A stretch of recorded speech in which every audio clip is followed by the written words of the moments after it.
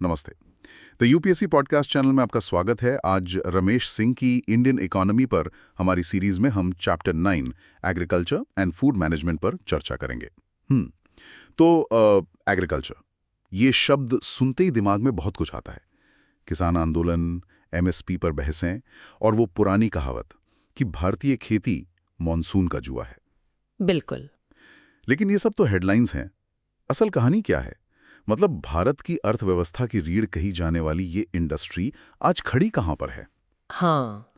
किताब की शुरुआत में ही एक बहुत चौंकाने वाली बात कही गई है कि भारत अब अभाव की समस्या से नहीं बल्कि बहुतायत की समस्या, मतलब प्रॉब्लम ऑफ प्लेंटी से जूझ रहा है। एग्जैक्टली। हमारे पास इतना अनाज है कि उसे संभालना ही एक चुनौती बन गया है। बिल्कुल, और यही इस चैप्टर को इतना दिलचस्प बनाता है। ये सिर्फ खेती किसानी के आंकड़ों का लेखा जोखा नहीं है। ये भारत की आधी आबादी की रोजमर्रा की जिंदगी, हमारी सबसे बड़ी राजनैतिक दुविधाओं और देश की फूड सिक्योरिटी यानी खाद्य सुरक्षा की कहानी है। सही। आज हम इसी कहानी की परतें खोलेंगे, ये समझने की कोशिश करेंगे कि अर्थव्यवस्था में कृषि की असल भूमिका क्या है, आजादी से लेकर आज तक हमारी फूड फिलॉसफी कैसे बदली है और इन बदलावों का जमीन पर क्या असर हुआ है। हाँ। चलिए इस गुत्थी को सुलझाते हैं। शुरुआत बड़ी तस्वीर से करते हैं। किताब में एक बड़ा विरोधाभासी आंकड़ा दिया गया है। 1950-51 में हमारी जीडीपी का लगभग 55% हिस्सा खेती से आता था। 55%? हाँ, और आज वो घटकर सिर्फ 18% रह गया है। तो सुनने में लगता है कि कृषि का महत्व कम हो गया है। राइट। लेकिन आज भी देश की लगभग 40% आबादी, लगभग आधी, हाँ लगभग आधी आबादी अपनी रोजी रोटी के लिए इसी सेक्टर पर निर्भर है। ये तो गड़बड़ है। मतलब कमाई का हिस्सा बहुत छोटा पर उस पर निर्भर लोगों का बोझ बहुत ज्यादा। यही भारतीय कृषि का सबसे बड़ा पैराडॉक्स है और इसे समझना बहुत जरूरी है। इसे एक आसान से उदाहरण से समझते हैं। ओके। मान लीजिए एक परिवार की एक किराने की दुकान है। ठीक है। उस दुकान से महीने के 30,000 रुपए की कमाई होती है। ठीक है। जिसमें 2 या 3 लोग आराम से अपना गुजारा कर सकते हैं। लेकिन उस दुकान पर परिवार के 10 लोग काम करते हैं। कोई सामान लगा रहा है, कोई गल्ले पर बैठा है, कोई बस यूं ही खड़ा है। कागज पर तो सब एम्प्लॉयड है, सबको काम मिला हुआ है, पर हकीकत यह है कि अगर उनमें से 7 लोग काम पर न भी आए तो भी कमाई उतनी ही रहेगी। इसी को अर्थशास्त्र की भाषा में डिस्गाइज्ड अनएम्प्लॉयमेंट यानी प्रच्छन्न बेरोजगारी कहते हैं। भारत के कृषि क्षेत्र का यही हाल है। जरूरत से कई ज्यादा लोग इस पर निर्भर हैं, जिससे प्रति व्यक्ति उत्पादकता और आय दोनों बहुत कम है। मतलब जमीन उतनी ही है, काम उतना ही है, पर उसे करने वाले लोग बढ़ते जा रहे हैं। और किताब में इसे भारत का सबसे बड़ा अनऑर्गेनाइज सेक्टर भी कहा गया है। इसका एक आम किसान की जिंदगी के लिए क्या मतलब है? अनऑर्गेनाइज्ड या असंगठित, ये शब्द सुनने में बहुत टेक्निकल लगता है, पर इसका मतलब बहुत सीधा है। इसका मतलब है अनिश्चितता। अनिश्चितता? हाँ, इसका मतलब है कि आपके पास कोई फॉर्मल कॉन्ट्रैक्ट नहीं है, कोई तयशुदा छुट्टियां नहीं है, कोई पीएफ या हेल्थ इंश्योरेंस जैसी सोशल सिक्योरिटी नहीं है। आज काम है, कल होगा या नहीं पता नहीं। फसल का क्या होगा पता नहीं। फसल अच्छी होगी या खराब पता नहीं। दाम क्या मिलेगा पता नहीं। भारत के 90% से ज्यादा किसान और खेतीहर मजदूर, मतलब लगभग 40 करोड़ लोग इसी अनिश्चितता में जीते हैं। और यही वजह है कि सरकार के लिए इन तक कोई भी योजना सीधे पहुंचाना एक बहुत बड़ी चुनौती बन जाता है। दिलचस्प बात यह है कि ये देश का सबसे बड़ा प्राइवेट सेक्टर भी है, क्योंकि ज्यादातर जमीन किसानों की अपनी है और किसानों की खेती से होने वाली आय पर कोई इंडिविजुअल इनकम टैक्स नहीं लगता। एक मिनट, ये बात मुझे थोड़ी हैरान कर रही है। मतलब एक तरफ हम कह रहे हैं कि 46% आबादी इस सेक्टर पर निर्भर है। हाँ। और वो डिस्गाइज अनएम्प्लॉयमेंट से जूझ रही है। हाँ। और दूसरी तरफ हम रिकॉर्ड एक्सपोर्ट कर रहे हैं। किताब में 2024-25 में 50.2 बिलियन अमेरिकी डॉलर के रिकॉर्ड कृषि निर्यात का जिक्र है। हाँ, 50.2 बिलियन। ये दोनों बातें एक साथ सच कैसे हो सकती हैं? हाँ, और ये भारतीय कृषि का दूसरा बड़ा पैराडॉक्स है। इसका जवाब इस बात में छिपा है कि भारत की कृषि बेसिकली 2 अलग अलग दुनिया में जी रही है। 2 दुनिया? हाँ, एक दुनिया है ग्लोबल मार्केट की, जहां पंजाब, हरियाणा, पश्चिमी उत्तर प्रदेश या महाराष्ट्र के बड़े किसान हाई वैल्यू प्रोडक्ट्स जैसे बासमती चावल, मसाले, चीनी, कपास उगाकर अरबों डॉलर्स का सामान बेच रहे हैं। ओके। और दूसरी दुनिया है भारत के उन करोड़ों छोटे और सीमांत किसानों की जिनके पास 1 या 2 हेक्टेयर जमीन है, जहां वो बस अपने परिवार का पेट भरने लायक अनाज उगा पाते हैं। और सरकार की नीतियां इन दोनों दुनियाओं के बीच संतुलन बनाने की एक लगातार कोशिश है।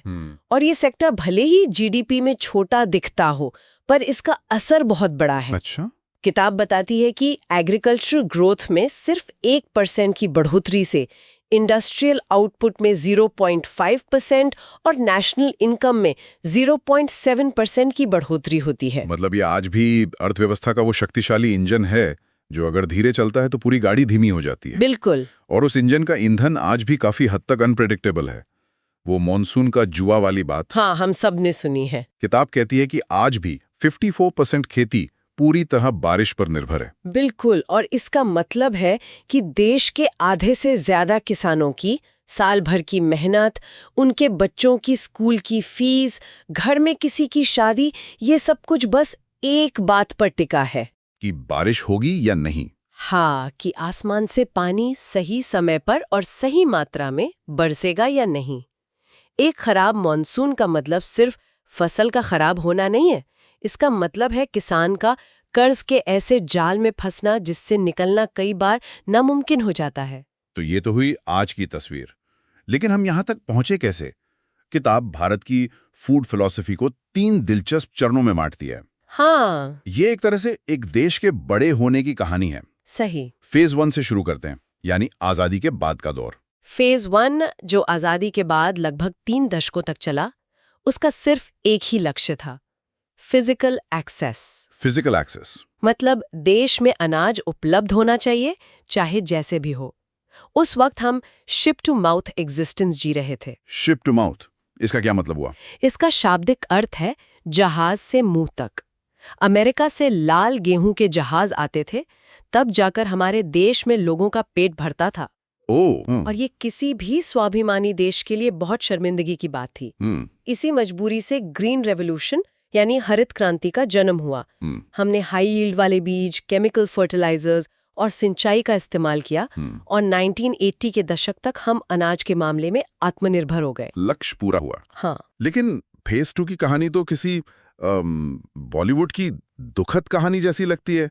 किताब के मुताबिक 2000 के दशक की शुरुआत में एक अजीब स्थिति पैदा हुई। हमारे एफसीआई के गोदाम अनाज से भरे हुए थे। जरूरत से 3 गुना ज्यादा अनाज सड़ रहा था। बिल्कुल। और उसी वक्त देश के कुछ हिस्सों से भूखमरी से हो रही मौतों की खबरें आ रही थी। ये कैसे मुमकिन है? गोदाम भरे हैं और लोग भूखे मर रहे हैं। ये फिजिकल एक्सेस और इकोनॉमिक एक्सेस के बीच का क्लासिक फर्क है। देश में अनाज तो था, यानी फिजिकल एक्सेस थी। हाँ, अनाज था। लेकिन लोगों की जेब में उसे खरीदने के लिए पैसे नहीं थे, यानी इकोनॉमिक एक्सेस नहीं थी। मामला इतना गंभीर हुआ कि सुप्रीम कोर्ट को दखल देना पड़ा। अच्छा। कोर्ट ने सरकार को कड़ी फटकार लगाते हुए कहा कि आप गोदामों में अनाज को चूहों के लिए सड़ने नहीं दे सकते, जबकि लोग भूख से मर रहे हैं। या तो इसे बाजार में बेचो या गरीबों में मुफ्त बांट दो। तो सरकार ने क्या रास्ता निकाला? किताब के अनुसार सरकार ने वो सरप्लस गेहूं बहुत ही सस्ते दामों पर दूसरे देशों को एक्सपोर्ट कर दिया, पर अपने ही देश के लोगों को क्यों नहीं दिया? क्योंकि यहीं पर सरकारी खजाने का गणित आड़े आ गया। अगर सरकार वो अनाज गरीबों को देती तो उसे भारी फूड सब्सिडी देनी पड़ती, जिससे फिस्कल डेफिसिट बढ़ जाता। ओह, तो ये फाइनेंशियल एंगल था। हाँ, तो विडंबना देखिए, हमारे देश का अनाज दूसरे देश खा रहे थे क्योंकि हमारे अपने लोग उसे खरीद नहीं पा रहे थे और सरकार उन्हें मुफ्त में खिलाने का वित्तीय बोझ नहीं उठाना चाहती थी। ये इकोनॉमिक मिसमैनेजमेंट का एक बहुत बड़ा और दुखद उदाहरण था, जिसने हमें कड़ा सबक सिखाया। तो इन सब का मतलब क्या निकलता है? मतलब ये है कि सिर्फ अनाज पैदा कर लेना ही काफी नहीं है। बिल्कुल नहीं। लोगों के हाथ में उसे खरीदने की ताकत देना भी उतना ही जरूरी है। और शायद यहीं से फेज 3 की सोच शुरू होती है। ऐसा लगता है कि अब दुनिया को और भारत को ये समझ आया कि हम खाना कैसे उगा रहे हैं, ये सवाल भी बहुत जरूरी हो गया है। बिल्कुल सही। 1980 के दशक के अंत तक पूरी दुनिया में खेती के उस औद्योगिक तरीके पर सवाल उठने लगे थे जिसे हमने ग्रीन रिवॉल्यूशन में अपनाया था। मतलब केमिकल्स और पेस्टिसाइड्स का इस्तेमाल। हाँ, अंधाधुंध केमिकल फर्टिलाइजर्स और पेस्टिसाइड्स के इस्तेमाल ने हमारी जमीन को बंजर करना और पानी को जहरीला बनाना शुरू कर दिया था। ग्रीन रेवोल्यूशन को अब इकोलॉजिकली अनटेनेबल यानी पर्यावरण के लिए विनाशकारी माना जाने लगा। अब चुनौती सिर्फ फिजिकल या इकोनॉमिक एक्सेस की नहीं थी, बल्कि एक तीसरी नई चुनौती सामने आई, इकोलॉजिकल एक्सेस की। Ecological access. हमें ऐसी फूड सिक्योरिटी चाहिए थी जो हमारी जमीन, पानी और बायोडाइवर्सिटी को आने वाली पीढ़ियों के लिए सुरक्षित रखे। यहीं से सेकेंड ग्रीन रेवोल्यूशन या एवरग्रीन रेवोल्यूशन का कॉन्सेप्ट आया, जो सिर्फ पैदावार बढ़ाने पर नहीं बल्कि सस्टेनेबिलिटी पर जोर देता है। इस पूरी बातचीत को एक कॉन्क्रीट उदाहरण से समझते हैं। किताब में दालों की समस्या का जिक्र है जो इस पूरी कहानी से बिल्कुल जुड़ती है। दाल हम भारतीयों के लिए प्रोटीन का सबसे बड़ा और सस्ता सोर्स है, खासकर शाकाहारियों के लिए। बिल्कुल। फिर भी हम दशकों तक इसकी कमी से जूझते रहे। हाँ, और ये टारगेटेड पॉलिसी मेकिंग का एक बेहतरीन उदाहरण है। दशकों तक भारत में दालों का उत्पादन 14 से 18 मिलियन टन के बीच अटका हुआ था, जबकि हमारी जरूरत कहीं ज्यादा थी। और इसका नतीजा ये होता था कि हर दूसरे तीसरे साल दालों के दाम आसमान छूने लगते थे, जिसे प्रोटीन इन्फ्लेशन कहा जाता था। इसका सीधा मतलब था कि जो दाल हर घर में रोज बनती थी, वो खास मौकों का खाना बन जाती थी। हाँ, ये तो है। ये सिर्फ एक इकोनॉमिक प्रॉब्लम नहीं थी, ये देश की न्यूट्रिशन पर सीधा हमला था। तो फिर सरकार ने ऐसा क्या किया कि स्थिति बदल गई? किताब में यूनियन बजट 2025-26 में घोषित मिशन ऑन पल्सेस का जिक्र है। इसमें ऐसा क्या खास था? इस मिशन में कई चीजें थीं, लेकिन सबसे खास और गेम चेंजिंग था एमएसपी पर गारंटीड प्रोक्योरमेंट का वादा। Guaranteed procurement? हाँ, देखिए, सरकार गेहूं और चावल पर भी एमएसपी देती है, लेकिन उसकी खरीद की गारंटी मुख्य रूप से पंजाब और हरियाणा जैसे राज्यों में ही होती है। दालों के मामले में सरकार ने किसानों को एक तरह की सेफ्टी नेट दी। एक भरोसा दिया। हाँ, एक भरोसा दिया कि आप फसल उगाइए, खासकर अरहर, उड़द और मसूर, और अगर बाजार में दाम गिर भी जाएं, तो हम आपसे एक तय दाम पर इसे जरूर खरीदेंगे। इस भरोसे ने काम किया। अच्छा। किसान को जब ये यकीन हो गया कि उसकी फसल बिकेगी ही बिकेगी, तो उसने जोखिम उठाया। और आंकड़े इस कामयाबी की गवाही देते हैं। पिछले एक दशक में दालों का उत्पादन 60% से ज्यादा बढ़कर 17.1 मिलियन टन से 27 मिलियन टन तक पहुंच गया है। हाँ। और लक्ष्य है कि 2024-25 तक हम दालों के मामले में पूरी तरह आत्मनिर्भर हो जाएं। हाँ, ये एक बहुत बड़ी कामयाबी है, और ये दिखाता है कि अगर नियत सही हो और पॉलिसी फोकस्ड हो, तो खेती की किसी एक खास समस्या को हल किया जा सकता है। लेकिन ये एक छोटी जीत है। ये एक सफल ऑपरेशन की तरह है, पर मरीज अभी भी पुरानी और बड़ी बीमारियों से जूझ रहा है। सही। जो डिस्गाइज्ड अनएम्प्लॉयमेंट, मॉनसून पर निर्भरता और छोटे खेतों जैसी बड़ी स्ट्रक्चरल समस्याएं हैं, वो पूरे सेक्टर के लिए अब भी एक बहुत बड़ी चुनौती बनी हुई है। तो आज हमने भारतीय कृषि की एक बड़ी और जटिल तस्वीर देखी। एक ऐसा सेक्टर जो विरोधाभासों से भरा है। एक तरफ हम दुनिया को अरबों डॉलर का अनाज बेच रहे हैं, और दूसरी तरफ हमारा किसान आज भी आसमान की तरफ देखता है। हमने ये भी देखा कि फूड सिक्योरिटी का मतलब हमारे लिए कैसे बदला है, सिर्फ पेट भरने से लेकर उसे खरीदने की ताकत देने और फिर उसे टिकाऊ तरीके से उगाने तक का सफर। आज की चर्चा का सार ये है कि भारतीय कृषि एक नहीं बल्कि कई कहानियों का संगम है। यहाँ प्रॉब्लम ऑफ प्लेंटी और प्रॉब्लम ऑफ स्कैर्सिटी एक साथ मौजूद है ना? हाँ, बिल्कुल। पहले ग्रीन रेवोल्यूशन की सफलताओं और विफलताओं से लेकर एक दूसरे ज्यादा समग्र ग्रीन रेवोल्यूशन की जरूरत तक का ये सफर दिखाता है कि फूड सिक्योरिटी को लेकर हमारी समझ अब कितनी गहरी हो गई है। मतलब अब ये सिर्फ गोदाम भरने की बात नहीं रही। नहीं, अब ये लोगों की सेहत, पर्यावरण की सेहत और किसान की आर्थिक सेहत, तीनों को एक साथ साधने की चुनौती है। हमने तो आज बस सतह को ही खुरचाए। अभी तो लैंड रिफॉर्म्स, किसानों को मिलने वाली सब्सिडीज और WTO में होने वाली अंतर्राष्ट्रीय बहसें जैसे कई बड़े और कांटेदार मुद्दे बाकी हैं। बिल्कुल। इन स्ट्रक्चरल प्रॉब्लम्स को ठीक करने के लिए जो सुधार करने की कोशिशें हुई और उन पर जो विवाद हुए, उन्हें समझना हमारा अगला लॉजिकल स्टेप होगा। चलिए आगे बढ़ते हैं। ठीक है। अब हम भूमि सुधारों यानी लैंड रिफॉर्म्स पर चर्चा करेंगे। ये एक ऐसा विषय है जो आज़ादी के बाद से भारत की सबसे बड़ी और सबसे पेचीदा चुनौतियों में से एक रहा है। और ये सिर्फ अर्थशास्त्र या राजनीति का मामला नहीं है, ये हमारे समाज, हमारी जाति व्यवस्था और यहाँ तक कि हमारे पारिवारिक रिश्तों की जड़ में बैठा है। बिल्कुल। हम में से ज्यादातर लोगों के पास गांव में जमीन की कोई ना कोई कहानी जरूर होती है, चाहे वो गर्व की हो या विवाद की। सही बात है। और दिलचस्प बात यह है कि इस समस्या को सुलझाने का तरीका दशकों में, मतलब 180 डिग्री घूम गया है। अच्छा। हाँ, हम इसे दो बिल्कुल अलग चरणों में देख सकते हैं।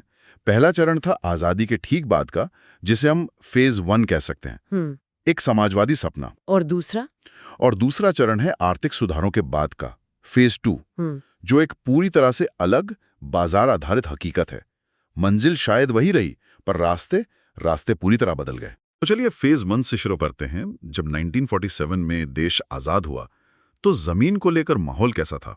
मेरा मतलब है, सरकार के सामने इतनी सारी चुनौतियां थी, तो भूमि सुधार को इतनी प्राथमिकता क्यों दी गई? देखिए, कल्पना कीजिए, देश की 80% से ज्यादा आबादी खेती पर निर्भर थी। 80%? बहुत ज्यादा। हाँ। लेकिन जमीन का मालिकाना हक मुट्ठी भर लोगों के हाथ में था। और ये सिर्फ अमीर गरीब का फर्क नहीं था, ये सीधे तौर पर जाति व्यवस्था से जुड़ा था, सामाजिक प्रतिष्ठा और गांव की सत्ता के समीकरणों से जुड़ा था। मतलब जो जमीन जोत रहा था वो उसका मालिक नहीं था। बिल्कुल। तो सरकार का सबसे बड़ा लक्ष्य इस सदियों पुराने शोषणकारी कृषि ढांचे को तोड़ने का था। हाँ, उसे तोड़ने का था। ये एक तरह से आर्थिक आजादी की लड़ाई थी। तो सरकार की चेकलिस्ट पर क्या था? वो सबसे पहले क्या ठीक करना चाहते थे? गरीबी, असमानता या फिर पैदावार? तीनों ही थे, और तीनों एक दूसरे से जुड़े हुए थे। पहला लक्ष्य था संस्थागत कमियों को दूर करना। इंस्टीट्यूशनल डिस्क्रिपेंसीज, मतलब जो पूरा सिस्टम ही आउटडेटेड और शोषण पर आधारित था, उसकी पूरी ओवरऑलिंग करनी थी। सही पकड़ा। जो पुराना कॉलोनियल एरा का जमींदारी महलवाड़ी जैसा सिस्टम था, उसे जड़ से उखाड़ना, बिचौलियों को हटाना और सरकार और किसान के बीच एक सीधा रिश्ता बनाना। दूसरा लक्ष्य, जैसा आपने कहा, सामाजिक आर्थिक असमानता को कम करना था। उस समय जमीन का मालिकाना हक ही देश में सबसे बड़ी असमानता की जड़ थी। तो विचार ये था कि इसका बंटवारा ज्यादा न्यायपूर्ण तरीके से हो। इसमें एक सोशल जस्टिस का मकसद बहुत मजबूत था। और तीसरा, जो शायद उस वक्त सबसे जरूरी था, लोगों का पेट भरना। बिल्कुल। तीसरा लक्ष्य था कृषि उत्पादन बढ़ाना। देश में गरीबी, भूखमरी और खाद्य असुरक्षा बहुत बड़ी समस्या थी, इसलिए उत्पादन बढ़ाना एक बहुत ही व्यावहारिक लक्ष्य था। लेकिन इस पर उतना ध्यान नहीं दिया गया ना? हाँ, ये एक विडंबना है कि इस लक्ष्य पर उतना सामाजिक राजनीतिक ध्यान नहीं मिल पाया जितना पहले 2 पर मिला। फोकस ज्यादा स्ट्रक्चरल चेंज पर था। ठीक है, तो ये बड़े बड़े लक्ष्य हासिल करने के लिए कदम क्या उठाए गए? सबसे पहला और सबसे बड़ा कदम था बिचौलियों का उन्मूलन, यानी एबोलिशन ऑफ इंटरमीडियरीज। मतलब वो पुरानी हिंदी फिल्मों का अत्याचारी जमींदार जो पूरे गांव से लगान वसूलता था। हाँ, उसे सिस्टम से ही बाहर कर दिया। हाँ, वो लाला या ठाकुर जो पूरे गांव को अपनी मुट्ठी में रखता था। जमींदारी, महलवाड़ी, रैतवाड़ी जैसी व्यवस्थाओं को कानूनी तौर पर खत्म कर दिया गया। ओके। दूसरा बड़ा सुधार था काश्तकारी सुधार, यानी टेनेंसी रिफॉर्म्स। ये उन लोगों के लिए था जो दूसरों की जमीन पर खेती करते थे। हाँ, उन लाखों बटाईदारों या काश्तकारों के लिए था जो पीढ़ियों से खेती तो कर रहे थे, लेकिन जमीन उनकी नहीं थी। तो उनके लिए क्या किया गया? इसके 3 हिस्से थे। पहला, किराए को रेगुलेट करना, ताकि जमींदार मनमाना किराया न वसूल सके। दूसरा था कार्यकाल की सुरक्षा, सिक्योरिटी ऑफ टेन्योर, ताकि काश्तकार को ये डर न हो कि उसे कल ही जमीन से बेदखल कर दिया जाएगा। और तीसरा, जो सबसे क्रांतिकारी विचार था, मालिकाना हक देना, लैंड टू द टिलर, यानी जो जोते वो बोए। वाह, ये तो बहुत बड़ा आइडिया था। तो जो असल में जमीन पर मेहनत कर रहा है, जमीन उसी की हो जानी चाहिए। लेकिन ये सुनने में जितना क्रांतिकारी लगता है, उतना ही मुश्किल भी रहा होगा। मेरा मतलब है, कोई जमींदार अपनी सबसे कीमती चीज यानी जमीन सिर्फ एक कानून के डर से कैसे छोड़ देता? नहीं छोड़ा। ये तो सीधे सीधे सत्ता को चुनौती देने जैसा था। बिल्कुल, और इसीलिए ज्यादातर जगहों पर सफल नहीं हुआ।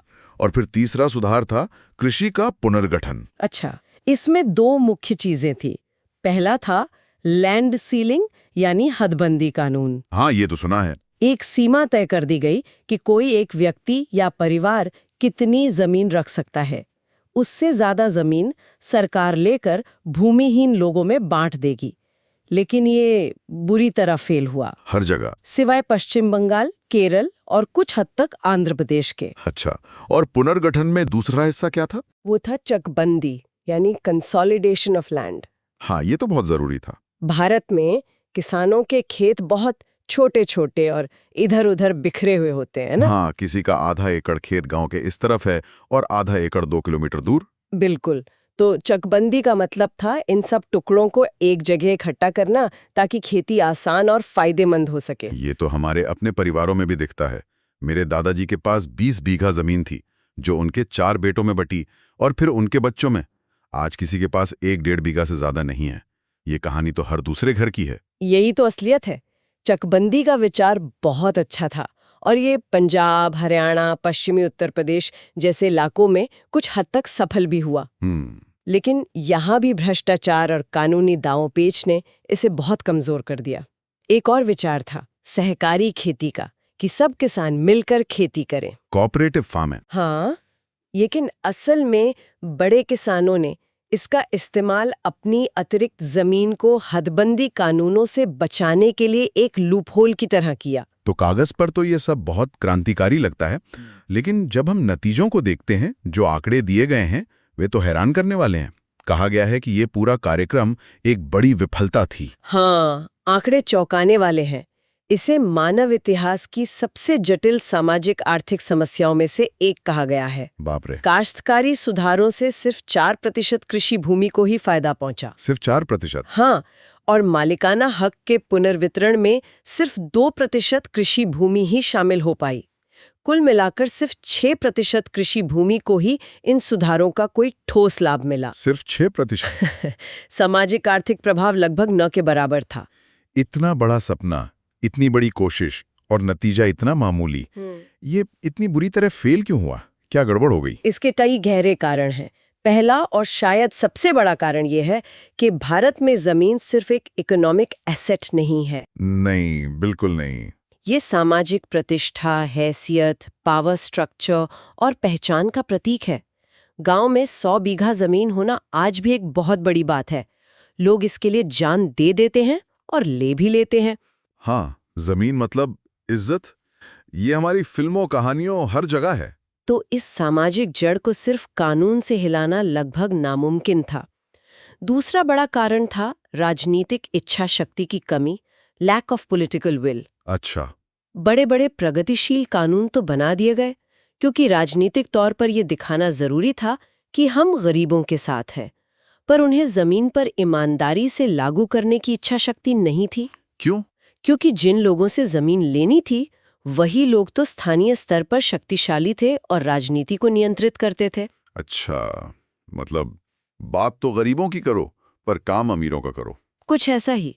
और तीसरा कारण इन दोनों से ही जुड़ा है, भ्रष्टाचार और पाखंड। वो कैसे? जमींदारों ने हदबंदी कानूनों से बचने के लिए अपनी जमीनें रिश्तेदारों, नौकरों, यहाँ तक के पालतू जानवरों के नाम पर ट्रांसफर कर दी। सच में? हाँ, और अधिकारियों ने रिश्वत लेकर आंखें मूंद ली। पूरा सिस्टम ही इस बड़े बदलाव के खिलाफ था। तो जब सरकार को समझ आया कि ये सामाजिक न्याय वाला प्लान काम नहीं कर रहा और इससे पैदावार भी नहीं बढ़ रही, तो उन्होंने कोई प्लान बी सोचा होगा? बिल्कुल। क्या? यहीं से हरित क्रांति की कहानी शुरू होती है। एकदम सही। जब सरकार को लगा कि भूमि सुधार राजनीतिक रूप से बहुत मुश्किल है और उनसे नतीजे नहीं मिल रहे, तो उन्होंने अपना पूरा ध्यान टेक्नोलॉजी पर आधारित हरित क्रांति की ओर मोड़ दिया। अच्छा। और इन दोनों के बीच एक बड़ा दिलचस्प विरोधाभास था। वो क्या? हरित क्रांति को सफल होने के लिए बड़े खेतों की जरूरत थी ताकि ट्रैक्टर, ट्यूबवेल और मशीनें इस्तेमाल हो सकें। सही है। जबकि भूमि सुधारों का लक्ष्य लाखों छोटे छोटे खेत बनाना था। तो जिन शक्तिशाली जमींदार वर्गों ने भूमि सुधारों का जमकर विरोध किया था, उन्होंने हरित क्रांति का खुलकर समर्थन किया, क्योंकि इससे उन्हें सीधा फायदा था। बिल्कुल। और धीरे धीरे भूमि सुधारों का सामाजिक न्याय वाला मुद्दा हाशिए पर चला गया। तो फेज 1 के सुधार एक तरह से दम तोड़ चुके थे और हरित क्रांति ने चर्चा का रुख ही मोड़ दिया। लेकिन जमीन से जुड़े विवाद तो खत्म नहीं हुए होंगे? नहीं, वो तो और बढ़ गए। तो 90s के दशक में जब भारत की अर्थव्यवस्था ने एक नई करवट ली, तो क्या जमीन को लेकर सरकार की सोच में भी कोई बड़ा बदलाव आया? बहुत बड़ा बदलाव आया।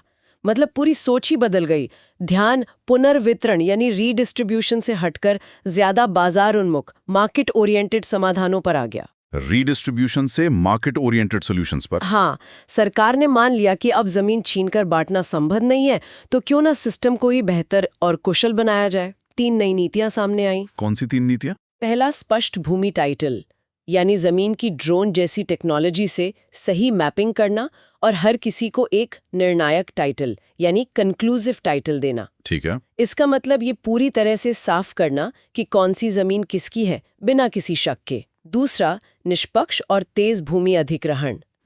अगर उद्योगों, सड़कों या दूसरे बड़े प्रोजेक्ट्स के लिए जमीन चाहिए तो उसकी प्रक्रिया पारदर्शी और तेज हो। और तीसरा, एक प्रभावी भूमि पट्टेदारी नीति यानी लैंड लीजिंग पॉलिसी बनाना। इसमें एक बात बहुत दिलचस्प लगी, अनिर्णित मालिकाना हक, इनकंक्लूसिव ओनरशिप। इसका मतलब क्या है? क्या ये कि मेरे पास जो जमीन के कागज हैं वो इस बात की पक्की गारंटी नहीं है कि जमीन मेरी ही है? एग्जैक्टली। ये तो काफी डरावना है। हाँ, भारत में ज्यादातर टाइटल ऐसे ही हैं। आपके पास जो रजिस्ट्री के कागज हैं वो सिर्फ एक ट्रांजैक्शन का रिकॉर्ड है, वो आपके मालिकाना हक की सरकारी गारंटी नहीं है। तो उसे कोई भी चैलेंज कर सकता है? उसे कभी भी अदालत में चुनौती दी जा सकती है। इसी वजह से हमारे सिविल कोर्ट्स में लाखों केस सिर्फ जमीन जायदाद के विवादों के हैं। ये बहुत बड़ी अनिश्चितता पैदा करता है और अर्थव्यवस्था को भी नुकसान पहुंचाता है। तो सरकार इस बुनियादी समस्या को कैसे ठीक कर रही है? यहाँ DILRMP और स्वामित्व जैसी योजनाओं का जिक्र है। सही। DILRMP यानी digital India land records modernisation programme इसी समस्या को सुलझाने का एक बहुत बड़ा राष्ट्रीय कार्यक्रम है। इसमें क्या हो रहा है? इसके तहत सभी भूमि रिकॉर्ड को कंप्यूटराइज किया जा रहा है, जमीन का दोबारा सर्वे हो रहा है और रजिस्ट्रेशन प्रक्रिया को डिजिटल बनाया जा रहा है। इसका अंतिम लक्ष्य प्रिजम्प्टिव टाइटल से कंक्लूसिव टाइटल की ओर बढ़ना है, जहां सरकार आपके टाइटल की गारंटी लेगी। और ये स्वामित्व योजना क्या है? स्वामित्व योजना खास तौर पर गांवों में बने घरों के लिए है, जिन्हें आबादी भूमि कहते हैं। पारंपरिक रूप से इन घरों का कोई रिकॉर्ड नहीं होता था। अच्छा। इस योजना के तहत ड्रोन से मैपिंग करके लोगों को उनके घर का प्रॉपर्टी कार्ड दिया जा रहा है। Property card? हाँ, ये उनके मालिकाना हक का पक्का सबूत है। इससे वो अपने घर पर बैंक से लोन ले सकेंगे, जो पहले मुमकिन नहीं था। ये एक तरह से ग्रामीण भारत में बहुत बड़ी संपत्ति को अनलॉक कर रहा है। और अब लीजिंग पर इतना जोर क्यों दिया जा रहा है? जमीन खरीदने के बजाय लीज पर लेने की बात क्यों हो रही है? क्योंकि भूमि अधिग्रहण बहुत विवादास्पद और महंगा हो गया है। इसका जबरदस्त राजनीतिक और सामाजिक विरोध होता है। आंकड़े बताते हैं कि पिछले 1 दशक से भी कम समय में भूमि अधिग्रहण की लागत 300% से ज्यादा बढ़ गई है। 300%? कोई आश्चर्य नहीं कि सरकार दूसरे विकल्प तलाश रही है। बिल्कुल। लीजिंग एक ऐसा विकल्प लगता है जिसमें दोनों पक्षों का फायदा है। किसान का अपनी जमीन पर मालिकाना हक बना रहता है, वो भूमिहीन होने से बच जाता है। सही बात है। उसे एक नियमित आमदनी मिलती है और वो उस समय में कोई और काम भी सीख सकता है। और दूसरी तरफ उद्योगों या सरकारी परियोजनाओं के लिए जमीन भी आसानी से बिना किसी बड़े विवाद के उपलब्ध हो जाती है। तो 70-75 साल बाद इन दो बिल्कुल अलग-अलग दृष्टिकोणों को आजमाने के बाद आज जमीनी हकीकत क्या है? आज भारत के एक औसत किसान के खेत की क्या तस्वीर है? तस्वीर काफी चिंताजनक है। 10वीं कृषि जनगणना के आंकड़े एक ही बड़ी कहानी बताते हैं, विखंडन, फ्रैगमेंटेशन। टुकड़े होते जा रहे हैं। हाँ, पीढ़ी दर पीढ़ी जमीन के टुकड़े छोटे से और छोटे होते जा रहे हैं। छोटे और सीमांत किसान यानी स्मॉल एंड मार्जिनल फार्मर्स, जिनके पास 2 हेक्टेयर से कम जमीन है, वो आज देश के कुल किसानों का 86.2% है। 86%? यानी हर 10 में से लगभग 9 किसान। ये तो बहुत ही बड़ा आंकड़ा है। और इन 9 किसानों के पास कुल जमीन का कितना हिस्सा है? यहीं पर असमानता की दूसरी कहानी दिखती है। इन 86.2% किसानों के पास कुल खेती की जमीन का सिर्फ 47.3% हिस्सा है। आधे से भी कम। हाँ। दूसरी तरफ बड़े किसान, जिनके पास 10 हेक्टेयर से ज्यादा जमीन है, वो कुल किसानों का सिर्फ 0.57% है, लेकिन उनके पास कुल जमीन का 9.04% हिस्सा है। तो असमानता आज भी बहुत ज्यादा है। बहुत ज्यादा है, बस उसका रूप बदल गया है। औसत जोत का आकार अब सिर्फ 1.08 हेक्टेयर रह गया है और छोटे और सीमांत किसानों के लिए तो ये सिर्फ 0.6 हेक्टेयर है। ये तो एक फुटबॉल के मैदान से भी छोटा हुआ। इतनी सी जमीन में कोई परिवार अपना गुजारा कैसे कर सकता है? तरक्की तो दूर की बात है। यही कृषि संकट की जड़ है। ये जोतें आर्थिक रूप से वायबल नहीं है। इनसे इतनी उपज भी नहीं होती कि किसान अपने परिवार का पेट पाल सके। बाजार में बेचने के लिए सरप्लस तो बहुत दूर की बात है। हम जो किसानों की आत्महत्या की खबरें सुनते हैं उसकी एक बहुत बड़ी वजह यही है। इसमें कृषि क्षेत्र के नारीकरण यानी फेमिनाइजेशन ऑफ फार्म सेक्टर का भी जिक्र है। हाँ, ये एक बहुत बड़ा सामाजिक बदलाव है। चूंकि पुरुष काम की तलाश में शहरों की ओर पलायन कर रहे हैं, तो पीछे खेती का काम महिलाएं संभाल रही हैं। अच्छा। महिला किसानों का प्रतिशत 12.8% से बढ़कर 13.9% हो गया है। हमारी कृषि नीतियों को अब इस नई हकीकत के हिसाब से बदलना होगा। तो इतनी छोटी और अनवायबल जोतों के साथ आगे का रास्ता क्या है? क्या ये किसान हमेशा गरीबी में ही रहेंगे? आर्थिक सर्वेक्षण एक महत्वपूर्ण दिशा की ओर इशारा करता है। पशुधन क्षेत्र यानी लाइवस्टॉक सेक्टर। पशुपालन। हाँ, सिर्फ फसल उगाना इन छोटे किसानों के लिए काफी नहीं है। पशुपालन, डेयरी, मुर्गी पालन और मत्स्य पालन जैसी सहायक गतिविधियां उनकी आय का एक स्थिर और महत्वपूर्ण स्रोत बन सकती हैं। हाँ। इसके अलावा छोटे खेतों के लिए उपयुक्त टेक्नोलॉजी विकसित करना और ग्रामीण क्षेत्रों में गैर कृषि व्यवसायों को बढ़ावा देना भी जरूरी है, ताकि खेती पर से ये भारी दबाव कम हो सके। तो ये एक बहुत लंबी और उलझी हुई कहानी है। हम फेज 1 के समाजवादी सपने से चले थे, जहां जमीन बांटकर सामाजिक न्याय लाना था, और आज हम फेज 2 की एक डिजिटल बाजार आधारित हकीकत में हैं। हाँ, जहां बस ये पता लगाने की कोशिश हो रही है कि कौन सी जमीन किसकी है। हाँ, मूल समस्या वही है। बहुत ज्यादा लोग सिकुड़ती हुई जमीन पर निर्भर हैं। समाधान का तरीका पूरी तरह बदल गया है, रीडिस्ट्रीब्यूशन से लेकर रिकॉर्ड्स करेक्शन तक। लेकिन मुख्य मुद्दा, द कोर इशू, आज भी हमारे सामने एक बड़ी चुनौती बनकर खड़ा है। चलिए अब आगे बढ़ते। ओके, अब हम ग्रीन रेवोल्यूशन पे चर्चा करेंगे। ग्रीन रेवोल्यूशन, हरित क्रांति। हम सबने स्कूल की किताबों में इसके बारे में पढ़ा है कि कैसे 1960s में खेती के नए तरीकों ने भारत को भुखमरी के कगार से खींचकर आत्मनिर्भर बना दिया था। हमारे सोर्सेज बताते हैं कि खासकर गेहूं और चावल की पैदावार में 250% से भी ज्यादा का उछाल आया था। बिल्कुल, 200%। सोचिए, जहां पहले एक खेत में मान लीजिए 10 बोरियां अनाज उगता था, वहां 25 बोरियां उगने लगी। ये तो रातों रात हुआ एक चमत्कार जैसा था। हाँ, चमत्कार ही था। और इस चमत्कार के पीछे की जो अर्जेंसी थी ना, उसे समझना बहुत जरूरी है। जी। वो दौर था जब भारत लगातार अकाल और सूखे से जूझ रहा था। राइट। हम अमेरिका से PL 480 स्कीम के तहत वो लाल गेहूं इंपोर्ट करने पे मजबूर थे, जिसकी क्वालिटी भी सच कहें तो बहुत अच्छी नहीं होती थी। तो ये सिर्फ एक एग्रीकल्चरल पॉलिसी नहीं थी, ये देश के स्वाभिमान, फूड सिक्योरिटी और आत्मनिर्भरता के लिए एक मिशन था। फेलियर का ऑप्शन ही नहीं था। तो इस मिशन का सीक्रेट फॉर्मूला क्या था? किन चीजों ने मिलकर ये क्रांति लाई? चलिए इसे थोड़ा अनपैक करते हैं। देखिए, इसका कोर था एक टेक्नोलॉजी पैकेज, और इस पैकेज की सबसे जरूरी कड़ी थे हाई यील्डिंग वैरायटी बीज, जिन्हें हम HYV सीड्स कहते हैं। HYV seeds. हाँ, ये डॉर्फ वैरायटी यानी बॉनी किस्म के बीज थे, जिन्हें US agro scientist Norman Borlaug ने मेक्सिको में डेवलप किया था, और उन्हें इसके लिए नोबेल पीस प्राइज भी मिला। डॉर्फ मतलब बौने बीज। ये सुनने में तो थोड़ा उल्टा लगता है। पौधा छोटा होगा तो पैदावार ज्यादा कैसे होगी? अच्छा सवाल है, और ये सवाल बहुतों के मन में आया था उस वक्त।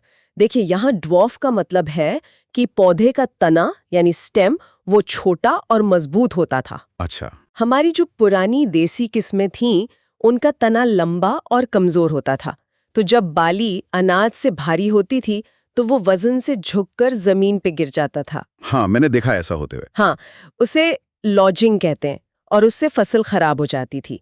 ये बौने पौधे ज्यादा अनाज का वजन सह सकते थे बिना गिरे। ओके, तो ये स्ट्रॉन्ग फाउंडेशन वाली बात हो गई।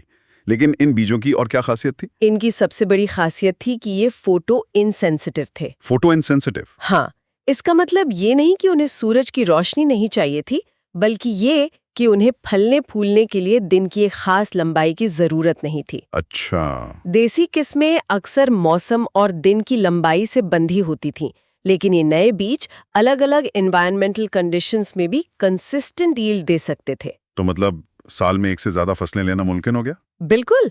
अब खेती पूरी तरह से प्रकृति के मूड पर निर्भर नहीं थी। को स्पेशल फ्यूल भी चाहिए होता होगा। एग्जैक्टली। यहीं पर इस पैकेज की दूसरी और तीसरी चीज आती है केमिकल फर्टिलाइजर्स और अश्योर्ड इरिगेशन।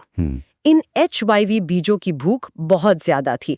पारंपरिक गोबर की खाद से इनकी जरूरत पूरी नहीं हो सकती थी, इसलिए यूरिया, फॉस्फेट और पोटैश जैसे हाई कॉन्सेंट्रेशन केमिकल फर्टिलाइजर्स का इस्तेमाल जरूरी हो गया। और इन फर्टिलाइजर्स को जड़ों तक पहुंचाने के लिए कंट्रोल पानी की सप्लाई चाहिए थी। सही बात है। अब खेती मॉनसून का जुआ नहीं रह सकती थी। नहरों और ट्यूबवेल्स का एक पूरा जाल बिछाया गया ताकि जब जरूरत हो तब और जितना जरूरत हो उतना पानी दिया जा सके। New seeds, new system. लेकिन एक बात और है, जब आप एक कंट्रोल्ड एनवायरनमेंट बनाते हैं तो नेचर का बैलेंस तो बिगड़ता ही है। तो इन नए बीजों के साथ नई परेशानियां भी आई होंगी, जैसे कीड़े मकोड़े या कोई बीमारियां। आपने बिल्कुल सही पॉइंट पकड़ा है। यहीं से इस पैकेज का चौथा कंपोनेंट आता है, केमिकल प्रोटेक्शन। Chemical protection? हाँ, सोचिए ये बीज मेक्सिको में डेवलप हुए थे।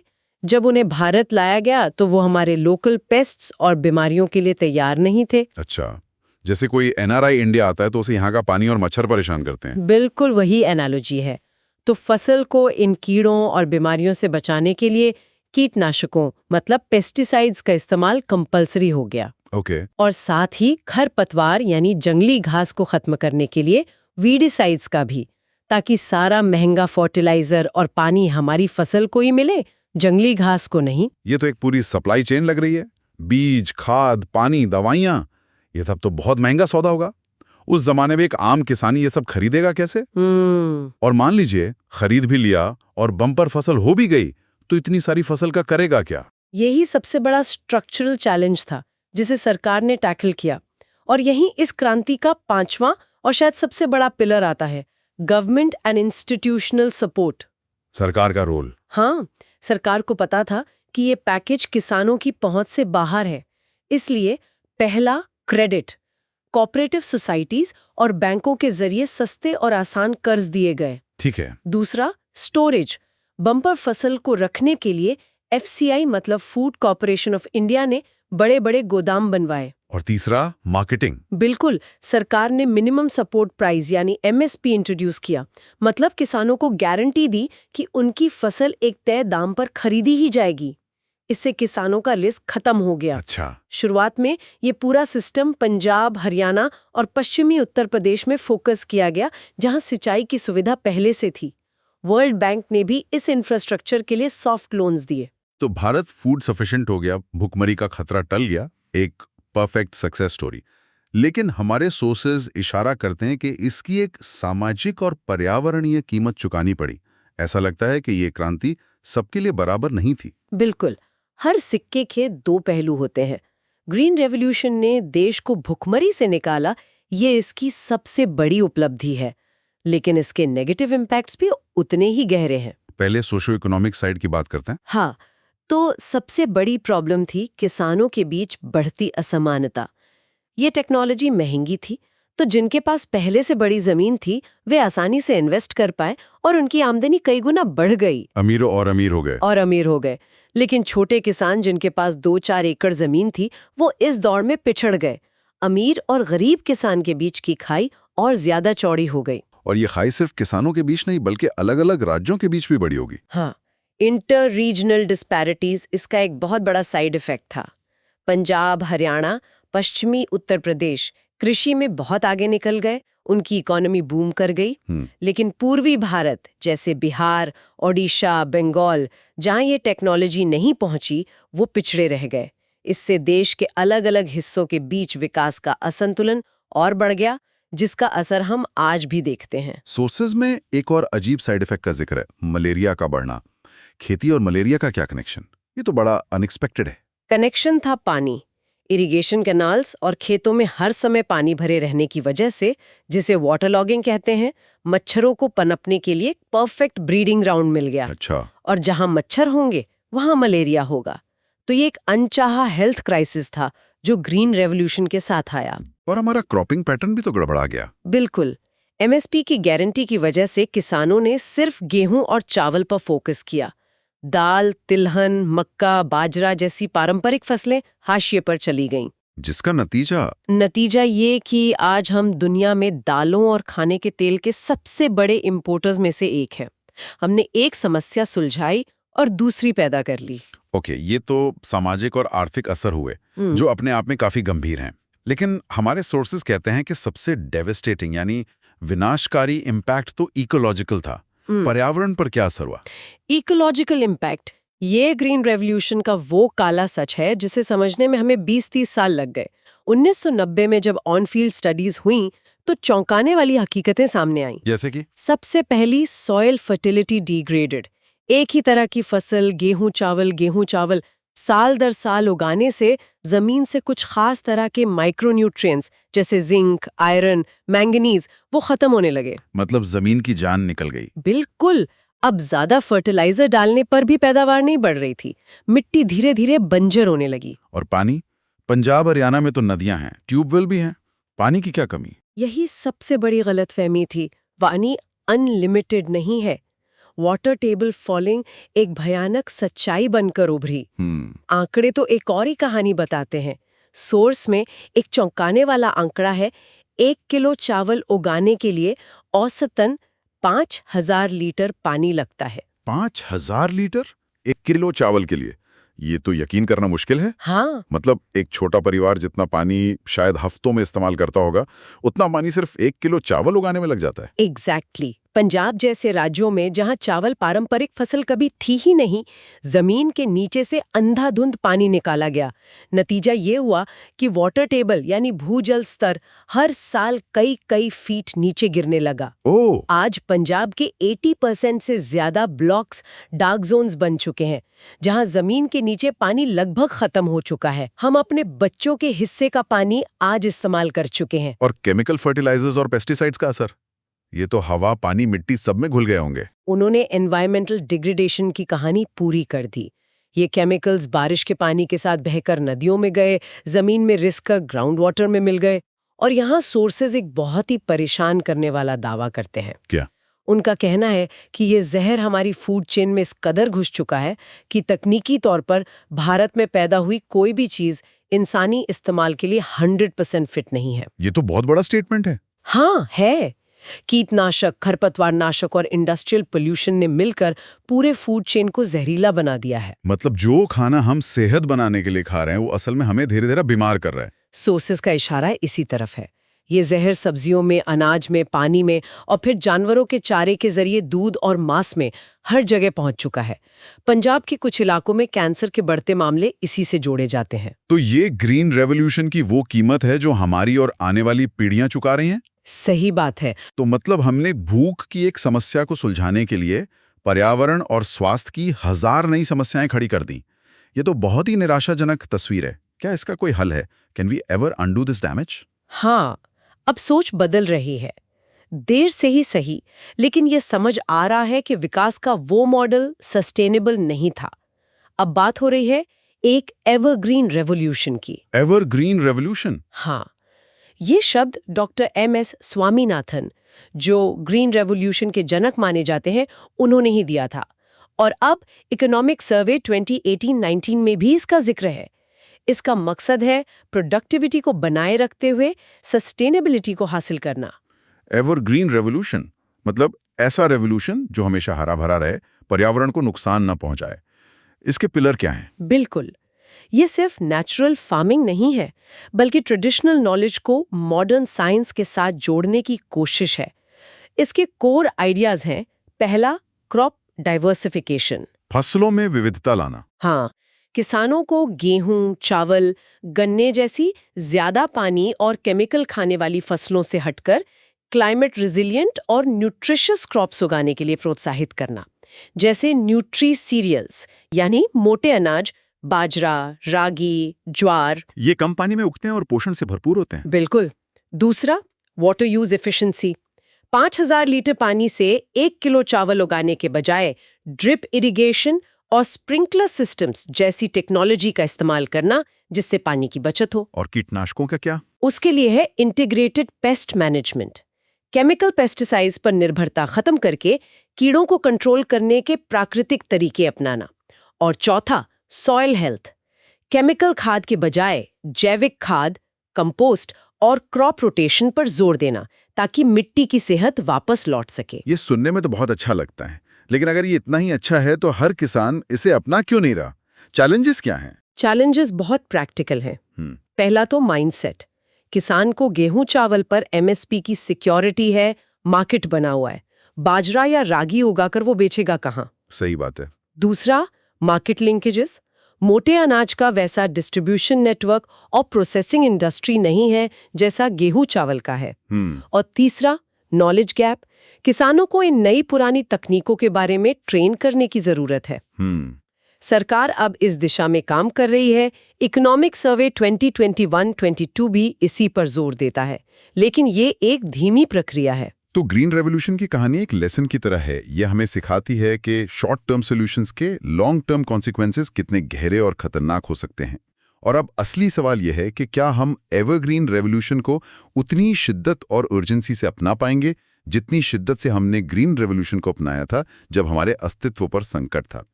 ये सोचने वाली बात है। चलिए आगे बढ़ते हैं। ओके, अब हम क्रॉपिंग पैटर्न्स यानी फसल उगाने के तरीकों पर चर्चा करेंगे। जरूर। और इसे समझने का सबसे अच्छा तरीका शायद एक विरोधाभास, एक पैराडॉक्स से शुरू करना है। पंजाब, जिसे हम सब भारत का अन्न भंडार या ब्रेड बास्केट कहते हैं, हाँ बिल्कुल, आज एक भयानक जल संकट से जूझ रहा है। जमीन के नीचे का पानी खतरनाक स्तर तक नीचे चला गया है। और दूसरी तरफ महाराष्ट्र के कई सूखाग्रस्त इलाके, जैसे मराठवाड़ा। एग्जैक्टली, मराठवाड़ा, जहां पीने का पानी ट्रेन से भेजना पड़ता है, वहां देश की सबसे ज्यादा पानी पीने वाली फसलों में से एक गन्ना उगाया जा रहा है। ये सुनने में बिल्कुल उल्टा लगता है ना, कि जहां पानी नहीं है वहां पानी की फसल, और जहां पानी था वहां पानी खत्म हो रहा है। तो ये कैसे हुआ? हमारे खेत, हमारी थाली और हमारी नीतियां एक दूसरे से इतनी गहराई से कैसे जुड़ी हैं? इसी पहेली को सुलझाने के लिए आज हम क्रॉपिंग पैटर्न्स के इस जाल को समझने की कोशिश करेंगे। तो सबसे पहले बेसिक सवाल पर आते हैं। ये क्रॉपिंग पैटर्न होता क्या है? सुनने में बड़ा एकेडमिक सा शब्द लगता है तो एकेडमिक, पर इसका मतलब बहुत सीधा है। किसी एक इलाके में एक तय समय पर किसान कौन कौन सी फसलें किस कॉम्बिनेशन में, अच्छा, और किस सीक्वेंस में उगाते हैं, बस उसी को क्रॉपिंग पैटर्न कहते हैं। जैसे क्या वो साल में सिर्फ एक फसल लेते हैं, या गेहूं काटने के बाद धान लगाते हैं, या फिर एक ही खेत में एक साथ मक्के के साथ दाल भी बो देते हैं। एग्जैक्टली। ये सब पैटर्न का हिस्सा है, पर ये सिर्फ एक टेक्निकल डिटेल नहीं है। ये असल में हजारों किसानों के लाखों फैसलों का नतीजा है। अच्छा, जो कई पीढ़ियों के अनुभव, मौजूदा जरूरतों और हाँ, सरकारी नीतियों से मिलकर बनता है। तो मतलब किसान जब सुबह अपने खेत को देखता है तो वो सिर्फ जमीन का एक टुकड़ा नहीं देख रहा होता। नहीं, बिल्कुल नहीं। वो एक साथ कई मोर्चों पर लड़ रहा होता है। मौसम, बाजार, परंपरा और अपनी जेब। ये तो एक मल्टी डायमेंशनल चेस गेम जैसा लगता है। बहुत अच्छा एनालॉजी है। ये बिल्कुल एक मल्टी डायमेंशनल चेस गेम ही है, और इस गेम के कुछ नियम हैं जिन्हें बदला नहीं जा सकता। चलिए, तो फिर इस गेम के सबसे पहले और नॉन नेगोशिएबल रूल को समझते हैं, ज्योग्राफी। हाँ, ये बुनियाद है। आप नेचर के खिलाफ नहीं जा सकते। इसमें सबसे पहले आती है मिट्टी, मतलब सॉइल, और जमीन का प्रकार, लैंडफॉर्म। ठीक है। क्या जमीन पथरीली है, रेतीली है, या उपजाऊ दोमट मिट्टी है? क्या वो पहाड़ी ढलान है या समतल मैदान? फिर आता है क्लाइमेट, यानी बारिश कितनी और कब होती है, हवा में नमी कितनी है, और वो जगह समुद्र तल से कितनी ऊंचाई, एल्टीट्यूड पर है। राइट। ये वो फैक्टर्स हैं जो तय करते हैं कि खेल का मैदान कैसा होगा। आप केरल की नमी और गर्मी में सेब नहीं उगा सकते, और कश्मीर की ठंड में नारियल नहीं। एग्जैक्टली। नेचर ने पहले ही कुछ विकल्प हटा दिए हैं। ओके, ये तो समझ आता है, ये तो साइंस है। लेकिन जो दूसरा फैक्टर है, सोशो कल्चरल, वो मुझे थोड़ा हैरान करता है। हाँ, ये बहुत इंटरेस्टिंग है। क्या आज के कमर्शियल जमाने में भी किसान ये सोचकर फसल उगाता है कि मकर संक्रांति पर तिल लगेगा? मुझे तो लगा था कि सारे फैसले अब सिर्फ मिनिमम सपोर्ट प्राइस और मार्केट रेट देखकर लिए जाते होंगे। ये बहुत वैलिड सवाल है, और इसका जवाब है हाँ। आज भी ये बहुत ज्यादा मैटर करता है। सच में? देखिए, खेती सिर्फ एक बिजनेस नहीं है, ये हमारी संस्कृति का हिस्सा है। सबसे बड़ा ड्राइवर है हमारी खाने की आदतें, फूड हैबिट्स। अच्छा। पश्चिम बंगाल और दक्षिण भारत में लोग चावल ज्यादा खाते हैं, तो वहां धान उगाना एक कल्चरल नेसेसिटी भी है और मार्केट डिमांड भी। इसी तरह पंजाब में गेहूं। सही बात है। ये आदतें रातों रात नहीं बदलती, और ये एक बहुत बड़ा स्टेबल मार्केट बनाती हैं। और त्योहारों की बात बिल्कुल सही है। तिल का उदाहरण छोटा लग सकता है, लेकिन ये एक माइंडसेट को दिखाता है। किसान सिर्फ एक प्रोड्यूसर नहीं है, वो समाज का हिस्सा है। उसे पता है कि किस त्योहार पर किस चीज की मांग बढ़ेगी। ये इनफॉर्मल मार्केट इंटेलिजेंस है। और शायद परंपरा का भी एक रोल होता होगा जी कि हमारे दादा परदादा यही उगाते थे तो हम भी यही उगाएंगे। बिल्कुल, जिसे हम ट्रेडिशन कहते हैं, वो असल में सदियों का ट्रायल एंड एरर डेटा है। वाह। एक परिवार को पीढ़ी दर पीढ़ी ये पता होता है कि उनकी जमीन और मौसम के लिए कौन सी फसल सबसे रिलायबल है, किसमें कम से कम रिस्क है। सही। उस ज्ञान को छोड़कर कुछ नया ट्राई करने के लिए बहुत हिम्मत और सिक्योरिटी चाहिए, जो ज्यादातर छोटे किसानों के पास नहीं होती। सही बात है। अब आते हैं इंफ्रास्ट्रक्चर पर। मुझे लगता है आज के दौर में शायद इसका रोल सबसे ज्यादा बढ़ गया है। बिना किसी शक के इंफ्रास्ट्रक्चर तय करता है कि किसान के लिए क्या संभव है और क्या नहीं। सबसे बड़ा फैक्टर है सिंचाई, इरिगेशन। अगर सरकार ने नहर बना दी है या ट्यूबवेल लगाने के लिए सब्सिडी मिल रही है, तो किसान बारिश के भरोसे नहीं बैठेगा। वो ज्यादा पानी वाली फसलें उगा सकता है। हाँ, वो धान या गन्ने जैसी प्यासी फसल उगा सकता है, जिनमें मुनाफा ज्यादा है। अगर वो पूरी तरह बारिश पर निर्भर है, तो उसे बाजरा, ज्वार या दालें उगानी पड़ेंगी जो सूखे को झेल सकें। ये बात तो मैंने कभी सोची ही नहीं थी कि मेरे शहर के पास एक शुगर मिल होने या ना होने का सीधा असर इस पर पड़ता है कि दूर किसी गांव में किसान गन्ना उगाएगा या दाल। बिल्कुल। इंफ्रास्ट्रक्चर का इतना डायरेक्ट इम्पैक्ट होता है क्रॉपिंग पैटर्न्स पर। ये कमाल का इंसाइट है। और सिर्फ शुगर मिल ही क्यों, अगर गांव को मंडी से जोड़ने वाली सड़क अच्छी है, तो किसान सब्जियां, फल, दूध जैसी जल्दी खराब होने वाली मतलब पेरिशेबल चीजों का रिस्क ले सकता है, क्योंकि उसे पता है कि वो अपना प्रोडक्ट जल्दी बाजार पहुंचा देगा। एग्जैक्टली। अगर सड़कें खराब हैं, तो वो सिर्फ अनाज उगाएगा जिसे महीनों तक स्टोर किया जा सकता है। अच्छा। और स्टोरेज की बात आई है, तो कोल्ड स्टोरेज की फैसिलिटी का होना या ना होना आलू और सेब जैसे किसानों के लिए लाइफ एंड डेथ का सवाल बन जाता है। वाओ, ये तो पूरा इकोसिस्टम है। और इस इकोसिस्टम के केंद्र में है किसान, जिसकी अपनी आर्थिक मजबूरियां हैं। ये हमारा चौथा फैक्टर है, इकोनॉमिक फैक्टर्स। हाँ, और अक्सर ये सबसे डिसाइसिव फैक्टर होता है। किसान के पास फाइनेंशियल रिसोर्सेज कितने हैं, मतलब पैसा कितना है। हाँ, क्या उसके पास अच्छे बीज, खाद, कीटनाशक और ट्रैक्टर का किराया देने के लिए कैपिटल है? अगर नहीं, तो वो हाई इन्वेस्टमेंट वाली फसलें नहीं उगा सकता। फिर आता है जमीन का मालिकाना हक, लैंड ओनरशिप।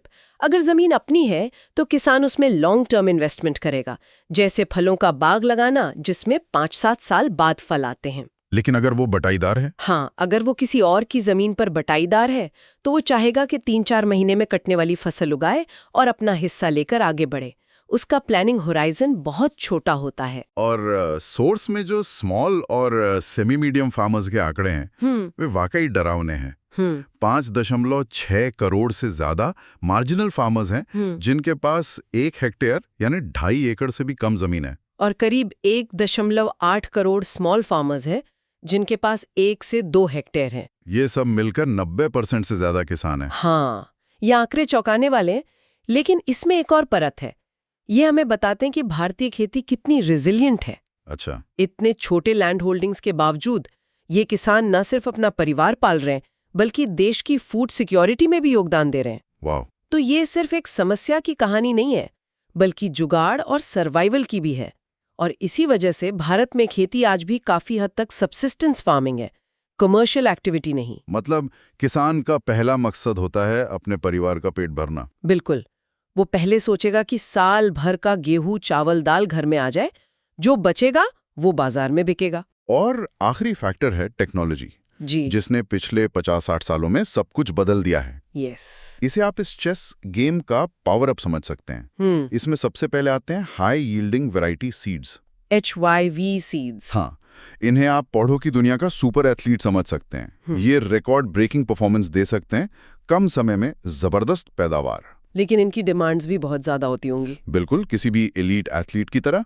ज्यादा पानी, फर्टिलाइजर्स के रूप में ज्यादा न्यूट्रिएंट्स और चोट यानी कीड़ों और बीमारियों से प्रोटेक्शन। फिर आता है farm mechanisation, tractor, thresher, harvester, और शायद सबसे जरूरी है एक्सेस टू इंफॉर्मेशन। जैसे क्या किसान को मोबाइल पर मंडी का भाव, मौसम का पूर्वानुमान और नई तकनीकों की जानकारी मिल रही है, ये सब मिलके उसके फैसलों को पूरी तरह बदल सकते हैं। ओके। तो ये तो हुई आज की तस्वीर। यस। पर ये पैटर्न हमेशा से ऐसा नहीं था। नहीं। इसमें एक बड़ा बदलाव आया है। सोर्सेस इस कहानी को 3 एक्ट्स में बताते हैं। सही। एक्ट 1 है प्री ग्रीन रेवोल्यूशन पीरियड, यानी 1960 के दशक से पहले का भारत। ठीक है।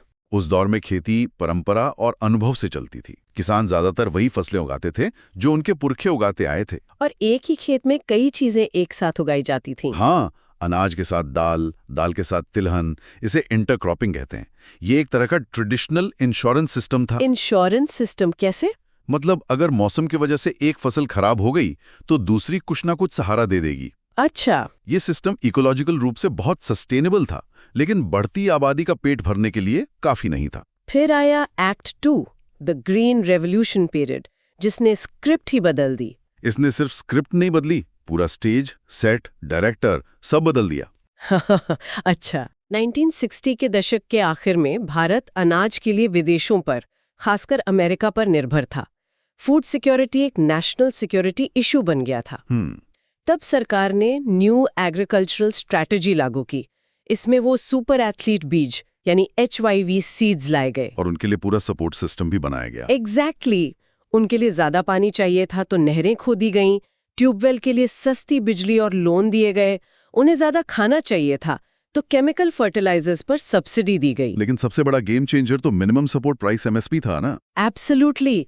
सरकार ने किसानों से कहा, खासकर पंजाब, हरियाणा और पश्चिमी उत्तर प्रदेश के किसानों से, कि आप गेहूं और धान उगाइए। हाँ, बाजार की चिंता मत कीजिए। अगर कोई नहीं खरीदेगा तो हम एक तय दाम पर आपकी पूरी फसल खरीद लेंगे। इसने किसान का सारा रिस्क खत्म कर दिया। पूरा। तो मतलब सरकार की एक पॉलिसी MSP ने लाखों किसानों के हजारों साल पुराने फैसलों को बदल दिया और पूरे रीजन का एग्रीकल्चरल मैप ही रीड्रॉ कर दिया। Precisely. And that was both its biggest success and, as we later found out, its biggest flaw. इसका सबसे बड़ा फ्लॉ सफलता ये थी कि 1980s के दशक के अंत तक भारत फूड ग्रेन्स में सेल्फ सफिशिएंट हो गया।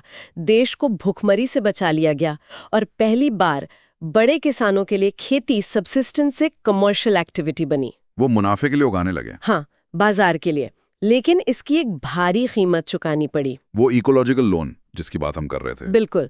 1990 के दशक तक ये दिखने लगा कि ये व्हीट राइस साइकिल जमीन और पानी को खत्म कर रहा है। कैसे? जमीन के नीचे का पानी तेजी से खाली हो रहा था, मिट्टी की फर्टिलिटी कम हो रही थी और केमिकल पोल्यूशन बढ़ रहा था। सदियों की जो समझ थी कि किस जमीन पर क्या उगाना चाहिए, वो कहीं खो गई। बाप रे। तब जाकर 1997 में सरकार ने ऑफिशियली सस्टेनेबल एग्रीकल्चर को अपनी पॉलिसी का हिस्सा बनाया। तो ग्रीन रेवोल्यूशन ने देश को भुखमरी से तो बचा लिया, लेकिन ऐसा लगता है कि उसने एक तरह का इकोलॉजिकल लोन ले लिया, जिसकी किस्त अब हमारी जमीन और पानी चुका रहे हैं। सही कहा। जाहिर है ये हमेशा के लिए नहीं चल सकता था। तो 1990s के बाद जब भारत की अर्थव्यवस्था ने एक नई करवट ली, तो खेती पर इसका क्या असर पड़ा? यह है हमारा एक्ट 3, द रिफॉर्म पीरियड। यहाँ चुनौतियां फिर बदल गईं। एक तरफ बढ़ती आबादी का पेट भरना था और दूसरी तरफ ग्लोबलाइजेशन। हाँ, 1991 के इकोनॉमिक रिफॉर्म्स और ग्लोबलाइजेशन ने भारतीय किसानों को ग्लोबल मार्केट में कंपटीशन के लिए खड़ा कर दिया। अब उनका मुकाबला अमेरिका और ऑस्ट्रेलिया के किसानों से था, जिनके पास हजारों एकड़ के फार्म और एडवांस टेक्नोलॉजी थी। सही। इससे फार्म मैकेनाइजेशन और कमर्शियल फार्मिंग का दबाव और बढ़ा। तो 2000 में सरकार ने एग्रीकल्चर को इंडस्ट्री का दर्जा दिया, जिससे कॉर्पोरेट इन्वेस्टमेंट और कॉन्ट्रैक्ट फार्मिंग का रास्ता खुला। मतलब अब कंपनियां सीधे किसानों से कॉन्ट्रैक्ट करने लगी। हाँ, कि वो उनके लिए चिप्स बनाने वाला खास आलू या केचप बनाने वाला खास टमाटर उगाएं। और इसी दौर में जेनेटिकली मॉडिफाइड फूड्स GMFs की भी एंट्री हुई। हाँ, सेकंड ग्रीन रेवोल्यूशन के नाम पर BT कॉटन जैसे GMFs को लाया गया और साथ ही साथ क्लाइमेट चेंज का खतरा सर पे मंडराने लगा। तो सस्टेनेबल फार्मिंग, नेचुरल फार्मिंग जैसी बातें भी पॉलिसी मेकिंग का हिस्सा बनने लगी। तो आज हम इन सभी ताकतों के बीच खड़े हैं। ग्रीन रेवोल्यूशन की लेगेसी, ग्लोबलाइजेशन का दबाव और क्लाइमेट चेंज की हकीकत। एग्जैक्टली। और यही हमें आज की सबसे बड़ी चिंताओं पर लाता है। सबसे पहले पानी।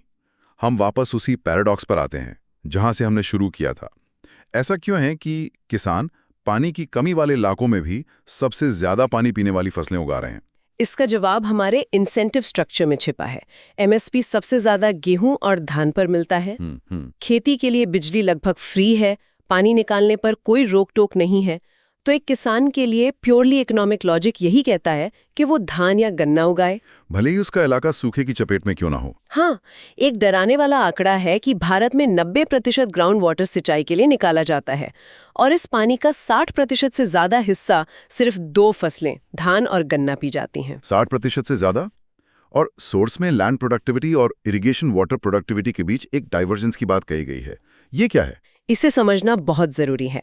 लैंड प्रोडक्टिविटी का मतलब है 1 हेक्टेयर जमीन पर कितनी पैदावार हुई। ठीक है। इसमें हमारे किसान बहुत अच्छे हैं, लेकिन इरिगेशन वाटर प्रोडक्टिविटी का मतलब है 1 लीटर पानी खर्च करके कितनी पैदावार हुई। अच्छा। यहाँ हम बहुत पीछे हैं। सोर्स में गन्ने का उदाहरण है। महाराष्ट्र और तमिलनाडु जैसे राज्यों में लैंड प्रोडक्टिविटी तो हाई है, मतलब प्रति हेक्टेयर गन्ना बहुत उगा लेते हैं, लेकिन उनकी वाटर प्रोडक्टिविटी बहुत लो है। मतलब वो बहुत ज्यादा पानी बर्बाद कर रहे हैं। एग्जैक्टली। वो प्रति लीटर पानी से उतनी पैदावार नहीं ले पा रहे हैं जितनी लेनी चाहिए। ये दिखाता है कि हमारा क्रॉपिंग पैटर्न पूरी तरह से मिसअलाइंड है। हम गलत जगह पर गलत फसलें उगा रहे हैं। हाँ, सिर्फ इसलिए क्योंकि हमारी पॉलिसीज ऐसा करने के लिए एनकरेज कर रही हैं। पंजाब में धान उगाना इकोलॉजिकल क्राइम है और महाराष्ट्र के सूखाग्रस्त इलाके में गन्ना उगाना इकोनॉमिक सुइसाइड। पानी के अलावा दूसरी बड़ी चिंता है मिट्टी की सेहत। फर्टिलाइजर रिस्पांस रेशियो घट रहा है, इसका क्या मतलब है? खाद डालने से पैदावार में जितनी बढ़ोतरी होती है वो 20 साल पहले के मुकाबले बहुत कम है। जमीन केमिकल्स की आदी हो चुकी है, तो किसान को उतनी ही पैदावार के लिए हर साल पहले से ज्यादा खाद डालनी पड़ रही है। बिल्कुल। जिससे उसका खर्चा बढ़ रहा है और मिट्टी जहरीली हो रही है। ये एक विशिष्ट साइकिल है। तो इस साइकिल को तोड़ने का क्या तरीका है? तरीका है वापस साइंस और नेचर दोनों की तरफ देखने का। पहला कदम है सॉइल हेल्थ स्टेटस के आधार पर फर्टिलाइजर का इस्तेमाल। मतलब पहले मिट्टी की जांच कराओ। हाँ, देखो उसमें किस पोषक तत्व की कमी है और सिर्फ वही और उतनी ही खाद डालो। इसके लिए सॉइल हेल्थ कार्ड स्कीम है। दूसरा, नीम कोटेड यूरिया जैसे इनोवेशंस का इस्तेमाल, जो नाइट्रोजन को धीरे धीरे रिलीज करता है। और तीसरा और सबसे जरूरी, ऑर्गेनिक फर्टिलाइजर्स यानी गोबर की खाद, केचुए की खाद की तरफ लौटना। और यहीं पर ऑर्गेनिक और नेचुरल फार्मिंग का पूरा कॉन्सेप्ट आता है, जिसकी आजकल बहुत चर्चा है। एग्जैक्टली। नेचुरल फार्मिंग का मकसद केमिकल फर्टिलाइजर्स और पेस्टिसाइड्स को पूरी तरह खत्म करना है। ये ऐसी प्रैक्टिसेस को बढ़ावा देती है जो इको फ्रेंडली हों, मिट्टी की जान वापस लाएं और पानी की खपत कम करें। जैसे जमीन को फसल के अवशेषों से ढकना, जिसे मल्चिंग कहते हैं। देसी गाय के गोबर गोमूत्र से बने प्रोडक्ट्स का इस्तेमाल। अच्छा। ये एक तरह से वापस अपनी जड़ों की तरफ लौटना है, लेकिन मॉडर्न साइंटिफिक अंडरस्टैंडिंग के साथ। तो ये शायद भारत के क्रॉपिंग पैटर्न में अगले बड़े शिफ्ट की शुरुआत हो सकती है। हाँ, एक ऐसा शिफ्ट जो मजबूरी का नहीं बल्कि समझदारी का होगा। चलिए आगे बढ़ते। ठीक है, अब हम नेचुरल फार्मिंग पर चर्चा करेंगे। हमारे स्रोत भारतीय कृषि के एक बहुत बड़े दौरा है, एक क्रॉसरोड की तरफ इशारा करते हैं। एक तरफ हरित क्रांति की विरासत है, ग्रीन रेवोल्यूशन, जिसने हमें अनाज में आत्मनिर्भर तो बनाया, पर हमारी जमीन और पानी की भारी कीमत पर। दूसरी तरफ भविष्य की चुनौती है कि क्या हम करोड़ों किसानों की आय बढ़ाते हुए पर्यावरण को भी बचा सकते हैं। आज हम इसी के 2 बड़े समाधानों को समझेंगे, नेचुरल फार्मिंग और क्रॉप डाइवर्सिफिकेशन। तो पहले नेचुरल फार्मिंग। ये शब्द सुनने में बहुत अच्छा लगता है, नेचुरल, पर इसका मतलब क्या सिर्फ ये है कि केमिकल नहीं डालना? ये एक बहुत अच्छा सवाल है, क्योंकि ज्यादातर लोग इसे ऑर्गेनिक फार्मिंग से कंफ्यूज कर देते हैं। इसका लक्ष्य सिर्फ केमिकल हटाना नहीं है, वो तो पहला स्टेप है। ये एक पूरी फार्मिंग फिलॉसफी है, एक माइंडसेट शिफ्ट है। सोचिए, हम सालों से जमीन में यूरिया पेस्टिसाइड डाल डालकर उसे लगभग एक नॉन लिविंग मीडियम बना चुके हैं, जिसमें बस बाहर से न्यूट्रिएंट्स डालो और फसल उगा लो। नेचुरल फार्मिंग कहता है नहीं, मिट्टी जिंदा है, उसे फिर से जिंदा करो।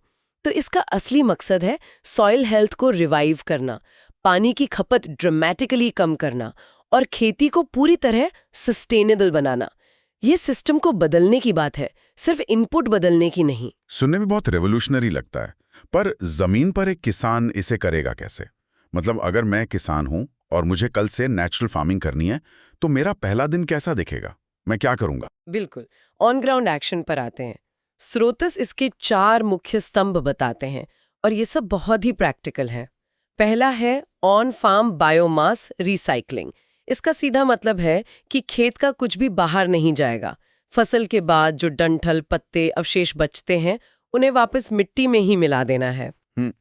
एक मिनट, ये तो वही पराली हुई ना जिसे जलाने पर हर साल दिल्ली एनसीआर में इतना बवाल होता है। तो आप कह रही हैं कि जिसे हम इतनी बड़ी समस्या समझते हैं वो असल में समाधान का हिस्सा है। एग्जैक्टली यही तो माइंडसेट शिफ्ट है। जिसे हम कचरा समझकर जला रहे हैं, वो असल में खेत के लिए सोना है। और दूसरा स्तंभ इसी से जुड़ा है, बायोमास मल्चिंग पर जोर। मल्चिंग का मतलब है उसी पराली या सूखी पत्तियों से मिट्टी को ढक देना।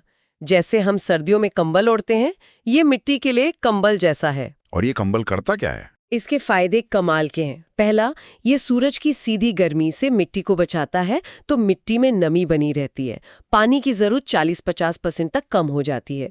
दूसरा, ये खरपतवार यानी अनवांटेड वीड्स को उगने ही नहीं देता। अच्छा, तो खरपतवार नाशक का खर्चा भी बचा।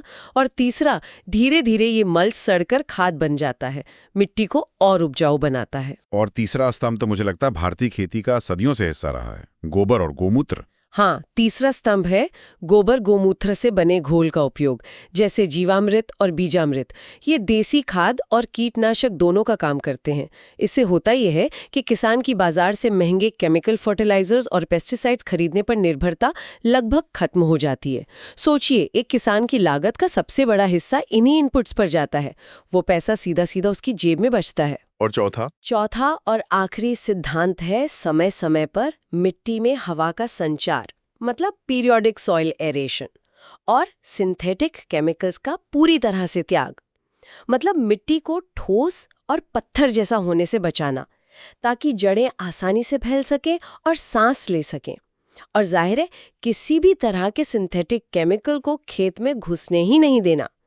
ये चारों स्तंभ मिलकर मिट्टी को एक डेड मीडियम से एक लिविंग इकोसिस्टम में बदल देते हैं। ये सब सुनने में बहुत मेहनत का काम लगता है। एक किसान जो पहले सिर्फ केमिकल की बोरी लाकर खेत में छिड़क देता था, अब उसे मल्चिंग भी करनी है, गोबर गोमूत्र का घोल भी बनाना है। इस अतिरिक्त मेहनत के लिए क्या सरकार कोई फाइनेंशियल हेल्प या इंसेंटिव देती है ताकि किसान इसे अपनाने के लिए तैयार हों? मुझे स्रोतों में बीपीकेपी का जिक्र दिख रहा है। बिल्कुल, सरकार समझती है कि ये बदलाव आसान नहीं है, इसीलिए वो इसे बड़े स्तर पर सपोर्ट कर रही है। बीपीकेपी यानी भारतीय प्राकृतिक कृषि पद्धति प्रोग्राम सरकार का मेन टूल है इसे प्रमोट करने के लिए। ये 2018 में शुरू हुई थी। बीपीकेवी, ठीक है। और क्या ये एक स्टैंड अलोन स्कीम है? नहीं, ये एक बड़ी अम्ब्रेला स्कीम पीकेवीवाई यानी परंपरागत कृषि विकास योजना के अंदर आती है। आप ऐसा समझ सकती हैं कि पीकेवीवाई पारंपरिक खेती को बढ़ावा देने वाला मेन डिपार्टमेंट है और बीपीकेवी उसका सबसे बड़ा और फोकस्ड नेचुरल फार्मिंग प्रोजेक्ट है। Got it.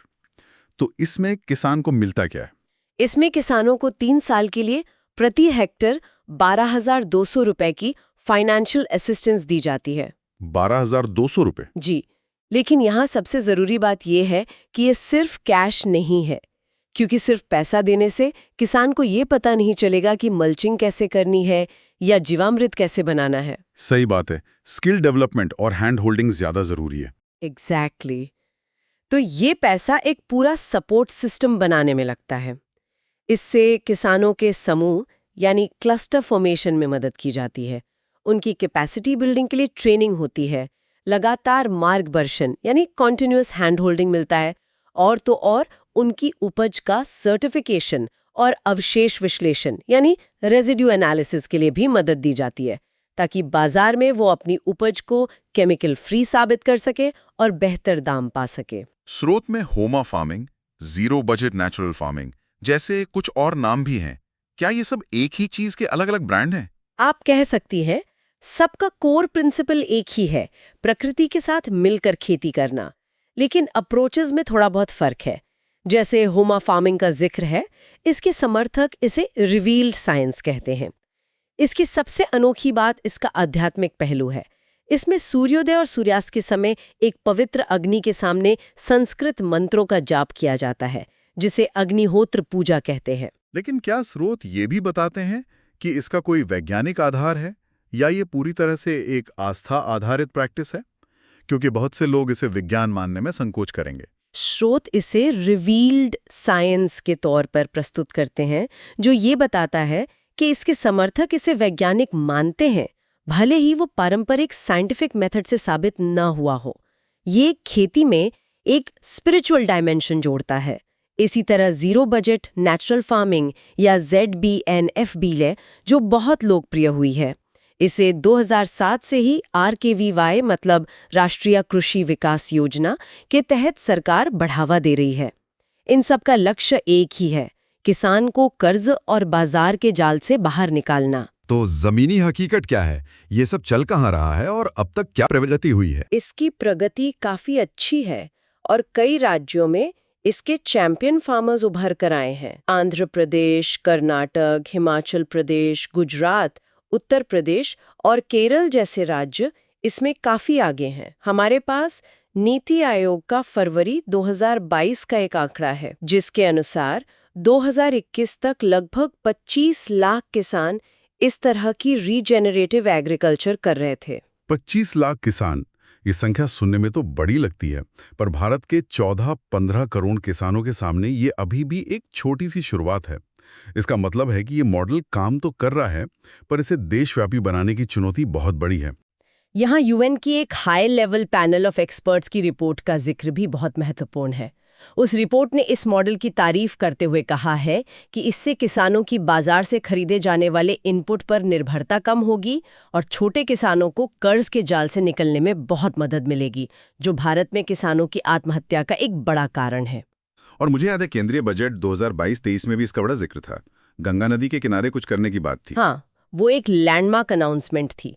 ये सिर्फ खेती सुधारने का प्रोजेक्ट नहीं है, ये भारत की सबसे पवित्र नदी को पुनर्जीवित करने का एक विशाल राष्ट्रीय मिशन है। योजना है कि गंगा नदी के दोनों किनारों पर 5 किलोमीटर चौड़े कॉरिडोर में प्राकृतिक खेती को बड़े पैमाने पर बढ़ावा दिया जाएगा। 5 किलोमीटर? जी, आप इसकी स्केल को इमेजिन कीजिए। उत्तराखंड से लेकर पश्चिम बंगाल तक हजारों किलोमीटर के दायरे में जहरीले केमिकल और पेस्टिसाइड नदी में जाना बंद हो जाएंगे। ये एक पीढ़ी का सबसे बड़ा इको रिस्टोरेशन का काम हो सकता है। और एक और बात थी यूनिवर्सिटीज के बारे में। हाँ, और वो शायद सबसे बड़ा स्ट्रक्चरल चेंज है। बजट में कहा गया कि कृषि विश्वविद्यालयों को अपना सिलेबस बदलने के लिए प्रोत्साहित किया जाएगा, ताकि उसमें नेचुरल, जीरो बजट और ऑर्गेनिक फार्मिंग को शामिल किया जा सके। अच्छा। क्योंकि जब तक हमारे एग्रीकल्चरल साइंटिस्ट्स और एक्सटेंशन वर्कर्स खुद इन तरीकों को नहीं समझेंगे, इसे सीखेंगे नहीं, तब तक वो किसान को क्या सिखाएंगे? ये एजुकेशन सिस्टम के लेवल पर एक बहुत दूरदर्शी कदम है। तो ये तो बात हुई कि हम खेती कैसे करें, यानी जमीन को बिना केमिकल के कैसे जिंदा रखें। लेकिन स्रोत एक और जरूरी सवाल उठाते हैं कि हम खेत में क्या उगाएं। सिर्फ तरीका बदलने से बात नहीं बनेगी अगर हम पानी सोखने वाली फसलें ही उगाते रहें। यहीं पर क्रॉप डाइवर्सिफिकेशन की बात आती है। बिल्कुल सही कनेक्शन है। क्रॉप डाइवर्सिफिकेशन या फसल विविधीकरण का सीधा सा मतलब है कि किसान अपनी एग बास्केट को डाइवर्सिफाई करे। सिर्फ 1-2 पारंपरिक फसलें, जैसे हमारे देश में गेहूं और धान का जो कभी ना खत्म होने वाला साइकिल चलता है, उससे बाहर निकलकर कई तरह की फसलें उगाना। ये कम मुनाफे वाली फसलों से हटकर ज्यादा मुनाफे वाली हाई वैल्यू फसलों की ओर जाने की स्ट्रैटेजी है। लेकिन इसकी जरूरत क्यों पड़ी? दशकों से तो हमारा फोकस गेहूं और धान पर ही था। हरित क्रांति के बाद से हमने इसी में तो सेल्फ सफिशिएंसी हासिल की थी। अब अचानक बदलाव क्यों? जरूरत कई वजहों से पड़ी और अब ये जरूरत एक मजबूरी बनती जा रही है। पहली वजह तो जाहिर है किसानों के लिए ज्यादा आय। गेहूं धान के मुकाबले फल, सब्जियां, मसाले, दालें, तिलहन उगाने से किसान की आमदनी बढ़ सकती है। लेकिन इससे भी बड़ा कारण है पानी का कुशल उपयोग और मिट्टी का स्वास्थ्य। मतलब पानी की कमी अब गले तक आ पहुंची है। सबसे बड़ा ड्राइविंग फैक्टर वही है। हमारा जो मौजूदा क्रॉपिंग पैटर्न है, खासकर गन्ना, धान और गेहूं का, वो हद से ज्यादा पानी पीता है। स्रोत में इकोनॉमिक सर्वे का हवाला दिया गया है, जो साफ साफ कहता है कि देश के कई हिस्सों में भूजल स्तर यानी ग्राउंड वाटर रिसोर्सेज खतरनाक दर से घट रहे हैं। पंजाब, हरियाणा, पश्चिमी उत्तर प्रदेश, जहां ये फसलें सबसे ज्यादा उगती हैं, वहां वाटर स्ट्रेस इमरजेंसी लेवल पर है। हम एक तरह से वर्चुअल वाटर एक्सपोर्ट कर रहे हैं। मतलब हम धान एक्सपोर्ट नहीं कर रहे, हम उन लाखों लीटर पानी को एक्सपोर्ट कर रहे हैं जो उस 1 किलो धान को उगाने में लगा है। और तीसरा कारण शायद हमारी इंपोर्ट डिपेंडेंसी से जुड़ा है। बिल्कुल, हम आज भी खाने का तेल, एडिबल ऑयल्स और दालें बड़ी मात्रा में इंपोर्ट करते हैं। ये कितनी अजीब बात है कि जिस देश के ज्यादातर लोग शाकाहारी हैं, वो अपनी दालों और तेल के लिए दूसरे देशों पर निर्भर है। अगर हम अपने किसानों को तिलहन और दलहन उगाने के लिए प्रोत्साहित करें तो हमारी आत्मनिर्भरता बढ़ेगी और विदेशी मुद्रा भी बचेगी। तो इस दिशा में सरकार क्या कर रही है? नेचुरल फार्मिंग की तरह? क्या इसके लिए भी कोई खास योजना है? हाँ, सरकार इस पर भी काफी ध्यान दे रही है। एक मुख्य योजना है CDP यानी क्रॉप डाइवर्सिफिकेशन प्रोग्राम। ये भी RKVY की एक उपयोजना है और 2013-14 से चल रही है। इसका पहला फोकस था हरित क्रांति वाले राज्यों यानी पंजाब, हरियाणा और पश्चिमी यूपी को ज्यादा पानी पीने वाली धान की फसल से हटाकर दाल, तिलहन, मक्का, कपास जैसी ऑल्टरनेटिव फसलों की ओर ले जाना। और इसका दूसरा उद्देश्य क्या था? दूसरा उद्देश्य 2015-16 में जोड़ा गया। इसमें तंबाकू उगाने वाले राज्यों जैसे आंध्र प्रदेश, बिहार, गुजरात, कर्नाटक को भी शामिल किया गया ताकि वहां के किसानों को तंबाकू की जगह खाने वाली फसलें उगाने के लिए प्रोत्साहित किया जा सके। स्रोत में एक नई और काफी एम्बिशियस योजना का भी जिक्र है, PM धन धान्य कृषि योजना। ये क्या है? हाँ, ये एक बहुत बड़ी योजना है जिसे 2025-26 में लॉन्च करने की घोषणा की गई है। ये एस्पिरेशनल डिस्ट्रिक्ट्स प्रोग्राम के मॉडल से प्रेरित है। इसका फोकस उन 100 जिलों पर होगा जो खेती में पिछड़े हुए हैं, जहां उत्पादकता कम है, फसल की तीव्रता मध्यम है और किसानों को आसानी से लोन नहीं मिल पाता। अनुमान है कि इससे 1.7 करोड़ से ज्यादा किसानों को सीधा फायदा होगा। और इसके उद्देश्य क्या हैं? ये सिर्फ फसल बदलने पर फोकस करेगी या और भी चीजों पर? नहीं, ये बहुत कॉम्प्रहेंसिव है। इसके 5 मुख्य उद्देश्य हैं जो खेती की लगभग हर समस्या को एड्रेस करते हैं। पहला, कृषि उत्पादकता बढ़ाना। दूसरा, फसल विविधीकरण और नेचुरल फार्मिंग जैसी सस्टेनेबल प्रैक्टिसेस को अपनाना।